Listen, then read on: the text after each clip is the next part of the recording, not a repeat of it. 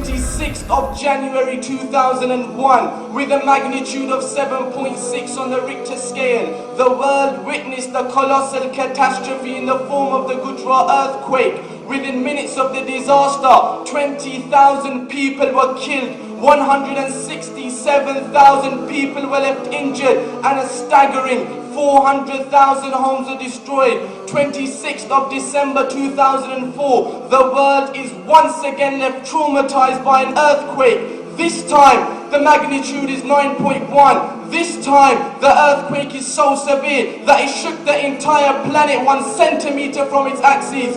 This time, it's the Indonesian earthquake or the tsunami. This time, 230,000 people are killed instantaneously across 14 different countries. 8th of October 2005, the world is once again left shocked by an earthquake. Kashmir, it's a Saturday. Students are in school just like every other Saturday. A disaster strikes in the form of a 7.6 earthquake. Within minutes, the area is transformed from a peaceful region to a pool of dead bodies, totaling in excess of 75,000 individuals. Entire towns and villages are wiped out at once by this disastrous devastation. 11th of March 2011, and I'm talking just a few months back, the Japan earthquake. The world is once again shocked as the disturbance sends waves of up to 38.9 meters high, sweeping through Japan, destroying 125,000 buildings in the process.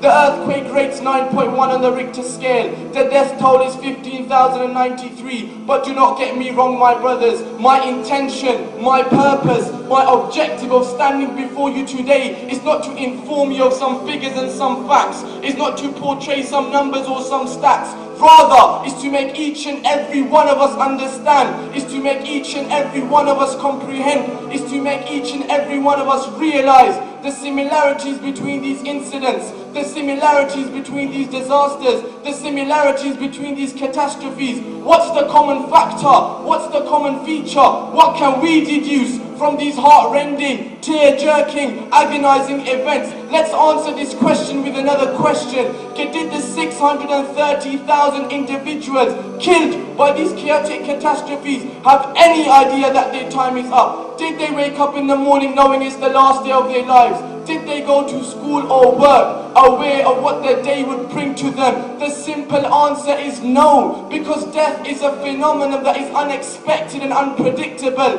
Every next moment could be our last. One can be sleeping, eating, walking, talking, studying, exercising, dressing, shopping, bopping, playing, relaxing, chillaxing, working or enjoying his life, and before he knows it, his time is up. Take the example of Bickless Fur, the footballer. He comes on as a sub for Benfica. He makes the assist for the only goal of the game. The world is watching. It's a football match being broadcast on live television. He's only 24 years of age. The match is near its finish. He makes a tackle and receives a booking. As the yellow card is shown to him, he ruefully smiles at the ref and then turns around to get back to the action. All of a sudden, he bends forward and then falls flat on his back.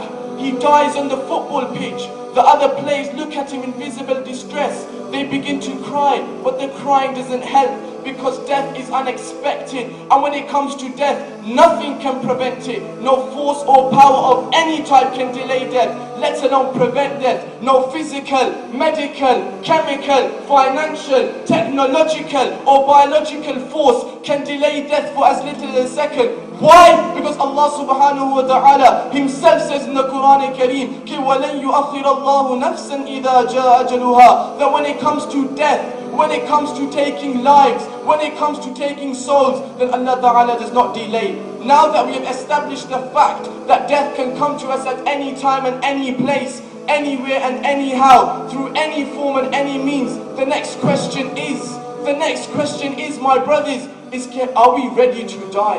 Are we living a life in which we are investing for our hereafter? Or are we living every moment in hope of increasing our stake in this deceitful world? In essence, Are we living for this world, or are we living for the hereafter? Let's take an example of he who lived for this world. And for those of you who don't know, I'm talking about Sikandar Akbar, Alexander the Great, a man considered to be one of the most successful commanders of all time. At the age of 30, he had one of the largest empires in human history.